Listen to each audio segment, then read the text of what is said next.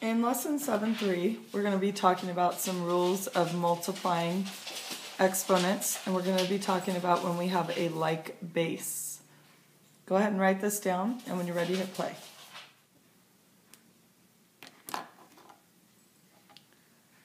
This is asking us to rewrite each expression using the base only one time. And this is a rule you learned last year.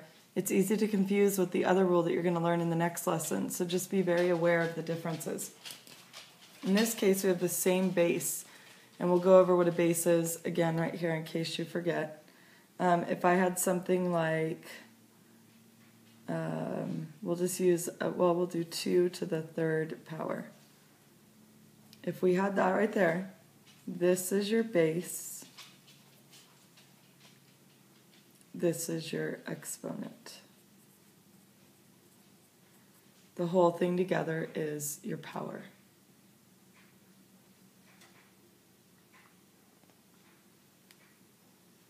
So what you find is that if you were to think about this the way you learned it when you first started looking at this, you would write 11 times 11 times 11 times 11 times 11 times 11 times 11. And then you would look at that and you would say, oh, wait a minute, I have 7 11s altogether. Notice 4 plus 3 is 7. So the rule is when you have a like base, take the base, you don't change the base at all. That's where the common mistake comes in. Take the base and then add up the exponents. So 11 to 4 plus 3, which is 11 to the 7th power. And again, if you need to see that the long way, if you ever got stuck, write out what you know. 11 times 11 times 11 times 11 times 11 times 11 times 11. And if you saw 11 multiplied 7 times, you would know to write it that way. So the rule is you add the exponents. Bring the base over, add the exponents. Example B, you notice you have a negative exponent here. I'm going to show you both ways just so you kind of see how this works. You still bring your base over, 5, and then you have negative 2 plus 2, which is 0. So now you have 5 to the 0 power. 5 to the 0 power is 1. So your answer to that would be 1. I want to show you how to set this up just based on what we talked about in lesson 7.1. If you were to take 5 to the negative 2 and drop it to the denominator of a fraction, you would end up with 5 squared in the numerator over 5 squared in your denominator. And most of you know that's 5 times 5, or 25, whichever way you want to look at it. But these cancel and they all become 1. So you get to 1 either way.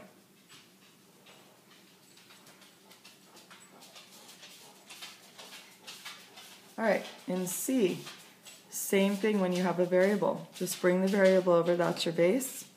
Add up your exponents, so 3 plus 6. My base is x, 3 plus 6 is 9. So my solution there is x to the 9th. This is another example like that, and I'll be able to kind of show you what happens a little different with the fraction. So base comes over. Common mistake here. 2 times 2 is 4, and people bring 4 over. It's not 4 to a power, it's 2 to a power. So be very careful with that. And now I have 4 plus a negative 3, which ends up being 2 to the first power, which is 2. If we looked at that as a fraction, 2 to the 4th would stay in your numerator, 2 to the 3rd would go to the denominator to become a positive exponent. If we thought about this written the long way, 4 of them on the top, 3 of them in the denominator. These all cancel and you end up with 2 over 1 left, which is 2.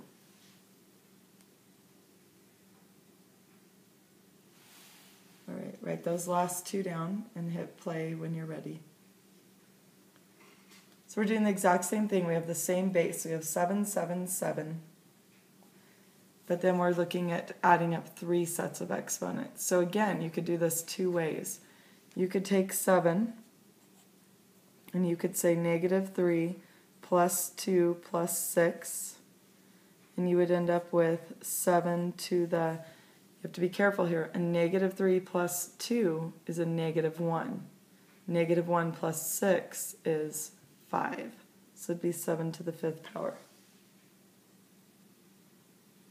Or you could have written it as a fraction. You could have added these together in your fraction if you wanted.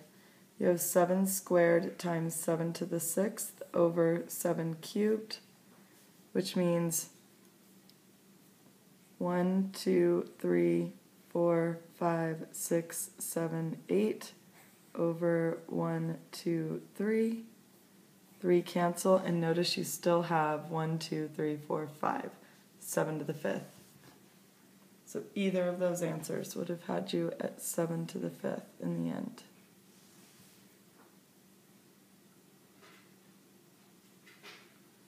Same thing with F. I have the same base. I have y, y, y, and y. So I can bring my y down, and I can add them all up now. What do you notice about this one? You already know y to the 0 power is 1. And notice when we have 5 plus 0, it just stays 5. So that's that 1 just kind of disappears into that product. It doesn't even matter. Subtracting 1, subtracting 2, which would end up being y to the, you have 5 plus 0 is 5, 5 subtracting 1 is 4, 4 subtracting 2 is 2. So you'd have y squared. Or you could have simplified it. Y to the 5th over y to the 0 would become a 1, so I'm not even going to put it in there. Y to the 1st would move down, and y squared would move down. And then I end up with 1, 2, 3, 4, 5 over 1, 2, 3, and I have y squared in the end. So you're always getting the same answer. You're going to find in this chapter there's so many different ways to get to the correct answer. You just have to make sure you're following the rules. Write this down on the left side in your notes.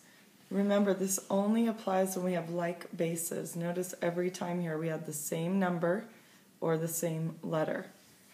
And you're just going to bring the base over. Don't multiply them. So it's not 5 times 5 or 11 times 11. And then you just add up your exponents. This is example 2. Write this down, hit play when you're ready. So what we're looking at now is we're looking at a mixture of numbers and then also products that are going to have a like base. Notice we're still multiplying everything. We don't have addition or subtraction in here. You're just going to multiply any coefficients, any numbers. And then you're going to combine any like bases, and then you simplify further if needed. You'll come across some where you'll need to simplify even further, like maybe if it ended up with a negative answer or a zero, not a negative answer, sorry, negative exponent or a zero exponent. You need to really think about this as one product. It's 2 times n times n times n times n times n times 3 times negative n times negative, well, not negative n, sorry, n to the negative 1 times n to the negative 1. Those would be in the denominator of a fraction. Or it actually means divided by n squared, if you want to think of it that way, but even though we haven't gotten to that lesson. So if you're thinking of that, you want to just go ahead and write things that could be multiplied together. Like we can multiply 2 times 3, and then we have times n to the 5th, and then we can move n squared down. That's one way to look at it. Okay, the other way to look at it would have been 2 times 3, coefficients, times n to the 5 plus negative 2, if you're using the adding rule. Here we would end up with 6 times 1, 2, 3, 4, 5 n's over 2 n's. 2 of them cancel. You'd end up with 6n to the third power. Some of you might have already started to notice this rule here. If I take 2 away from 5, I get 3. That's leading into a later lesson, but if you already see that, then you're ahead of the rules. Over on this side, 2 times 3 is 6, and 5 plus negative 2 is 3. Same answer either way. Let's try another one.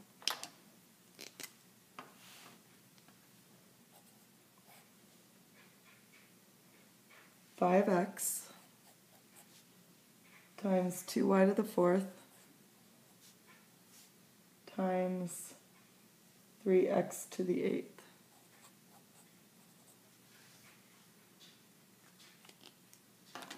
So again here you need to notice it's all multiplication, no addition or subtraction between it, which means all of these are multiplying together. So I'm just going to look for things that are similar. I have coefficients. I have 5, 2, and 3. 5 times 2 times 3 can all be multiplied together. If you want, you could put parentheses around it. I also notice that I have x and x to the 8th. And then I still have a y to the 4th with no like base to combine it with. And now from here I can simplify. 5 times 2 is 10, 10 times 3, 30. Don't forget that's a 1 right there. So it's actually x to the 9th because I'm adding them up. 8 and 1 more is 9. And if you need to, put a 1 there. And then y to the 4th. And now it's simplified. Let's try another one.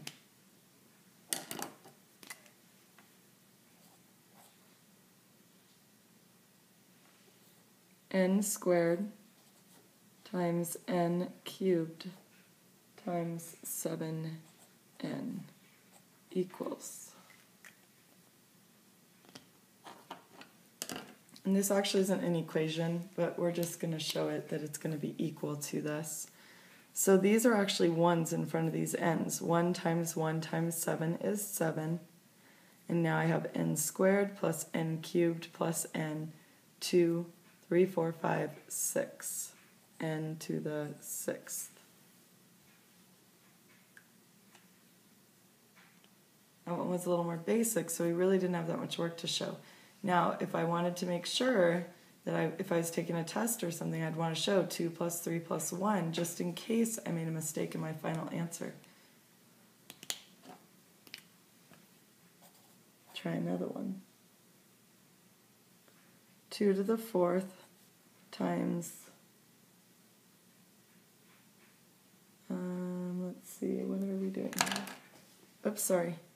2y to the 4th times 7x squared times 2y to the 3rd.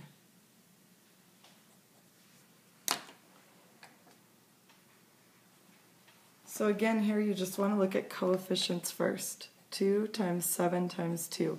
None of these go with the exponents. If there was parentheses around one of them, it would go with the exponent, and you'd have to multiply that out first. But we haven't done that yet. Those will come in the next lesson. So now we have 2 times 7 times 2. And then we also have y's. We have a y to the 4th and a y to the 3rd. And then we have an x squared. 2 times 7 is 14. 14 times 2 is 28. So you end up with 28. Count up your y's. You have y to the 7th, x squared. And that might also be written with x first. It might look like 28x squared y to the 7th, because the x comes before y, and we typically write those in alphabetical order that way. Sometimes we write them by the highest exponent. It depends.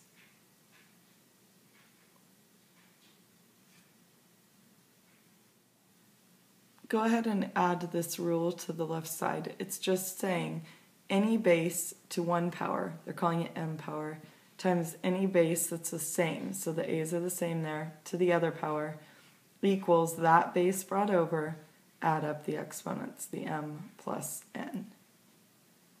And now we're going to move on to lesson 7.4.